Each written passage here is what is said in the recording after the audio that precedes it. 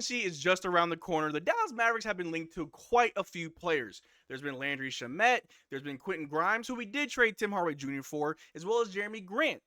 But there is another name that's been floating around the rumor mill that the Dallas Mavericks may be interested in, and that's Klay Thompson. Now, we can be interested in a boatload of players. Just anybody who's available, sure, we can be interested in them. But what makes this report even better is that last night, late last night, it was reported that there is mutual interest from Klay Thompson and the Dallas Mavericks. And so in this video, we're going to break down all those reports. Does Klay Thompson still have what it takes to help a team win a chip? Does he even fit this team? What does he bring? Can we still get Derrick Jones Jr. to re-sign if we also go after Klay Thompson? We'll go over all that in this video. But how's it going, everybody? My name is Marcel Martin. This is Mavs Digest, bringing the latest news on everything Mavericks related. And before we start with this video, man, you guys have been doing just a great job of just smashing that like button. If we could get 400 likes in this video, I'd appreciate it greatly. But on with the video, we're talking about Klay Thompson. Like I said in the intro, Klay Thompson's been a player whose name's been floating around the rumor mill. He's not really going back to Golden State Warriors. I think that's just dead in the water, as it was also reported that the Golden State Warriors just don't see Klay Thompson as a long-term fit, as there's been no extension, no type of contract negotiations, and Klay Thompson is rightfully upset by that. And some people want to take this as a grain of salt. Some people want to look more into this, but this is something that was reported earlier today. Earlier yesterday, that Klay Thompson follows Nico, Luka, and Kyrie on Instagram. But the cherry on top is that he also follows Maxey and Gafford. He is already in the trenches with us. So when I saw this, I was like, okay, players follow whoever they want. It doesn't really matter. It could be something, it could be nothing. But, like I said in the intro, there was another report that followed up late last night that Klay Thompson and the Dallas Mavericks have strong mutual interests. And I don't know about you guys, but I like this a lot for the Dallas Mavericks. One thing that we've been lacking a lot is just three-point shooting. We've been lacking three-point shooting. Everybody's been saying we need a third scorer. Maybe not a third star, but definitely a third scorer.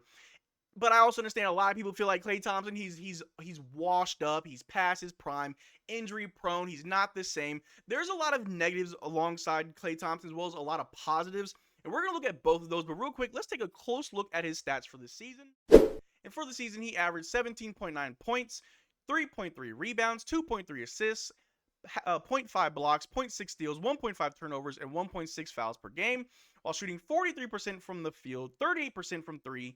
He shoots 39% on corner threes, 93% of his threes are assisted, and 61% of all shots are threes. And obviously, this is a down year for Klay Thompson. As we all know, he had those 2 years back-to-back where he was out with a knee injury and an Achilles injury. But I want to tackle all those negative thoughts and just feelings about Klay Thompson, right? That he's injury prone.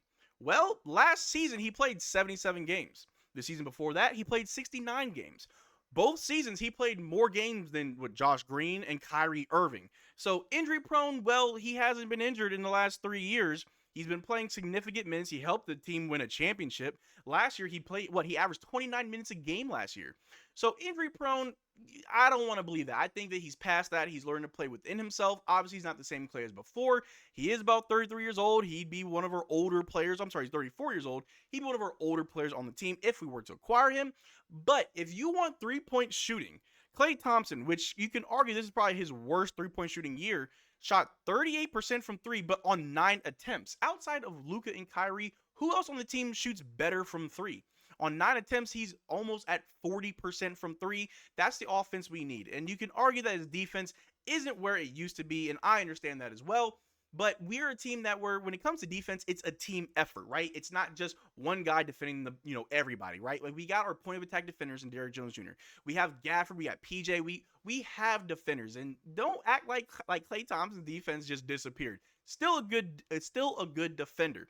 But in our system, he would excel, as Luka and Kyrie are great at getting guys wide open. I think that we have the most wide open threes attempts out of the whole league. So Klay Thompson being a spot-up shooter would work great in our system.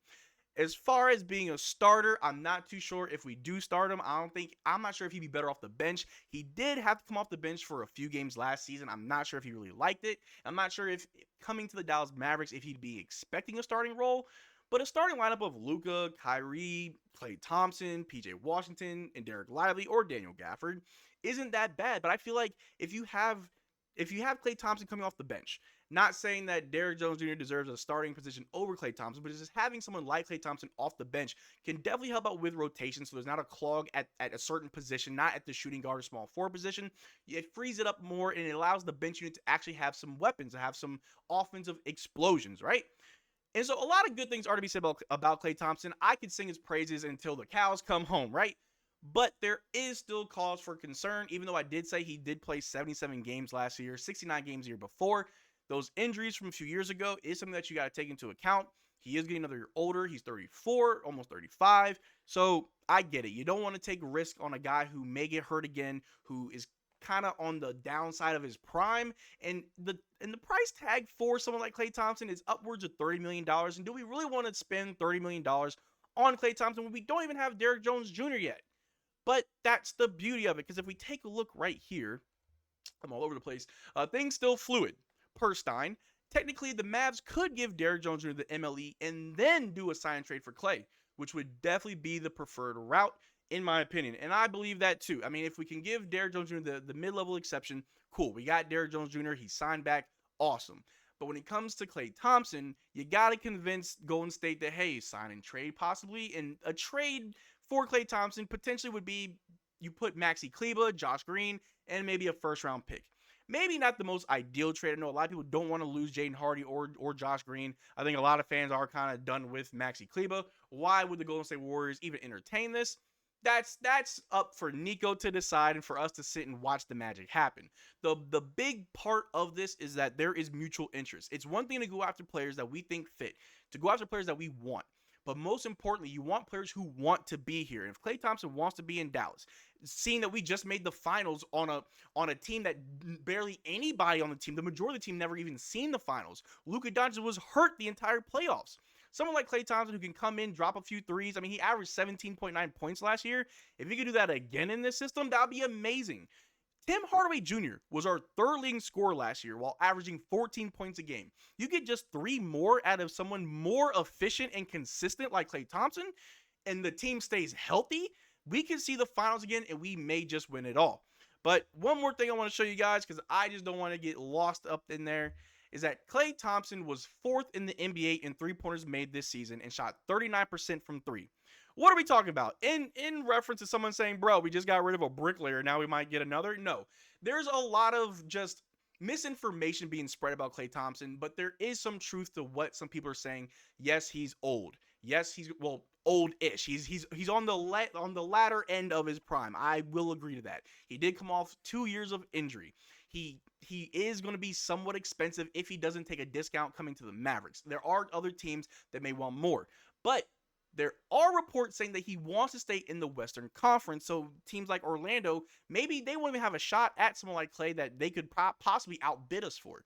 If Klay Thompson wants to win a ring, if Klay Thompson wants to prove the Golden State Warriors wrong, that he still has something to give a team that is trying to win a championship, the Dallas Mavericks may be the team for him. We get guys open, and the vibes are just immaculate. The players enjoy playing with each other, and I don't know. I didn't see any reports of it, so I'm just speculating here.